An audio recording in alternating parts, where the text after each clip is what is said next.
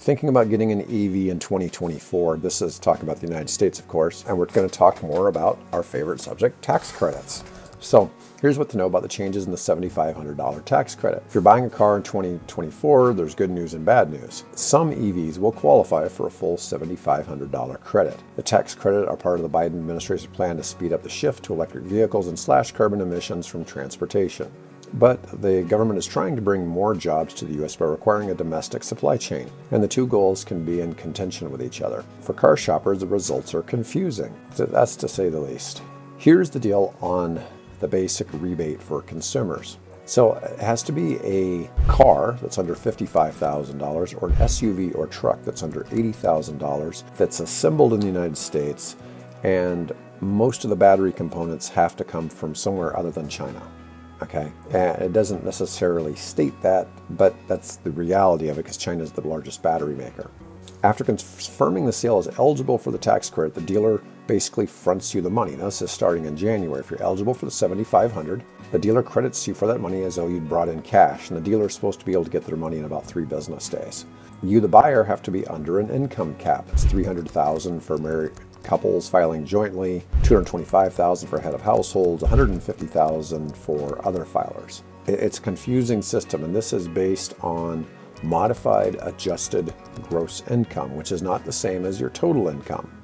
For instance, if you donate money to your 401k, you put money for health insurance, things like that, then your adjusted gross income is going to be lower than your standard salary, maybe as much as 20% lower. And it also no longer matters what you owe in taxes. Regardless of whether you'd get taxes back or not, you're still eligible for the full credit. Here's where the issues get kind of sticky.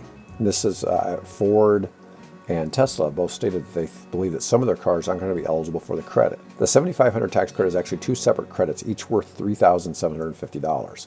Vehicles can qualify for both or one or neither. One of the things is raw materials inside the batteries have to have a certain percentage of the critical minerals like lithium, graphite, and cobalt need to be mined or processed in the U.S. or a trade partner. The other is about the manufacturing of the battery. A certain percent of the battery's components need to be manufactured or assembled in North America. Each year, the percentage of how much of the batteries is from North America or a trade partner goes up, making it a little bit harder to reach each year. The idea is that each year we'll have more companies working in those fields. Tesla is warning buyers that some versions of the Model 3 will see their tax credit eligibility end after December 31st, and Ford believes the same is true for the Mustang Mach-E. Volkswagen is optimistic that its Volkswagen ID4s that it makes in Chattanooga, Tennessee will remain eligible. General Motors says it expects to keep the credit for many of its EVs, and Nissan's still trying to figure out if the Leaf is going to continue to be eligible. Now, there's a workaround. You go do a commercial lease. So if you go to a car dealer and you do a lease, then it's up to the leasing company.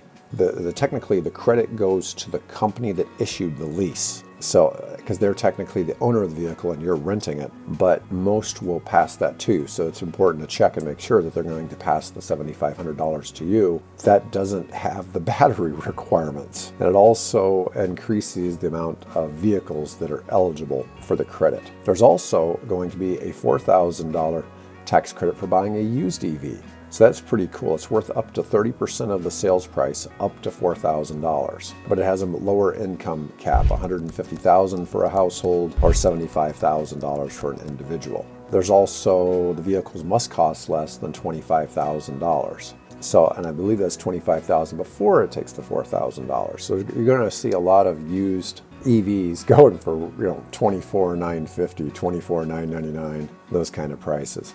But anyways, there are also on commercial vehicles, there's still that $7,500 commercial tax credit for a light vehicle and up to $40,000 for a larger vehicle that's something, like a box truck or larger.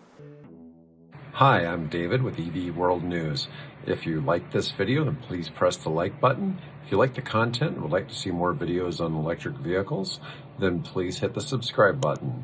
If you have some feedback for us, please let us know in the comments. Have a great day.